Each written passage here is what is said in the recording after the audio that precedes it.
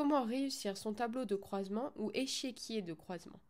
Il faut avant tout commencer par bien lire la consigne et les documents, puis repérer les gènes et chromosomes impliqués et notamment repérer l'allèle récessif et l'allèle dominant.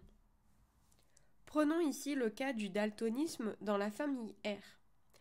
Le daltonisme est un défaut de vision des couleurs. Madame R, sachant que son père est daltonien, souhaiterait savoir s'il existe une possibilité pour que son fils soit daltonien à son tour.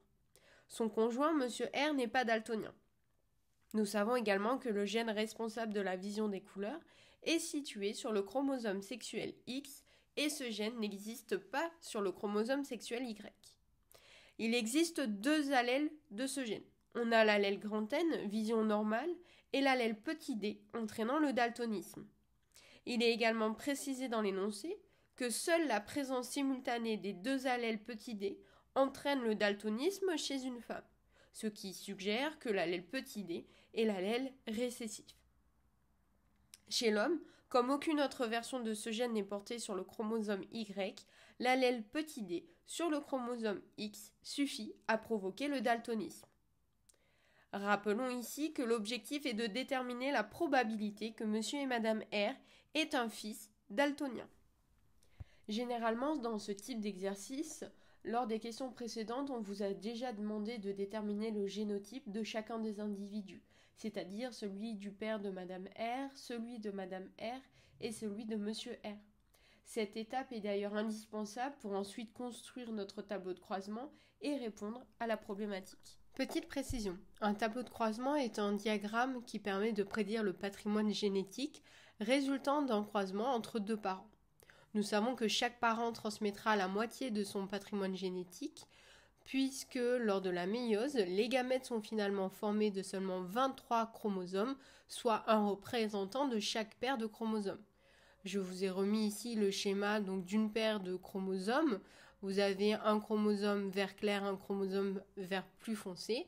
Vous avez la période de réplication, puis la séparation des chromosomes homologues et la formation finalement des gamètes avec bien un représentant de la paire de départ. Un tableau de croisement est en effet un simple tableau à double entrée servant à représenter les combinaisons génétiques correspondant à chaque combinaison de chromosomes possible selon les deux variables étudiées, c'est-à-dire ovules et spermatozoïdes. Dans notre cas, Madame R transmettra obligatoirement un chromosome X. Ce chromosome X aura soit un allèle petit d, soit un allèle grand N. Son mari, quant à lui, Monsieur R, pourra transmettre un chromosome X porteur de l'allèle grand N ou un chromosome sexuel Y qui ne porte pas ce gène. Maintenant que nous avons complété les variables du tableau de croisement, nous allons pouvoir établir les différentes combinaisons génétiques. Dans un premier temps, notons simplement les combinaisons possibles des chromosomes sexuels. Nous observons ainsi dès à présent que monsieur et madame R ont 50% de chances d'avoir une fille et 50% de chances d'avoir un garçon.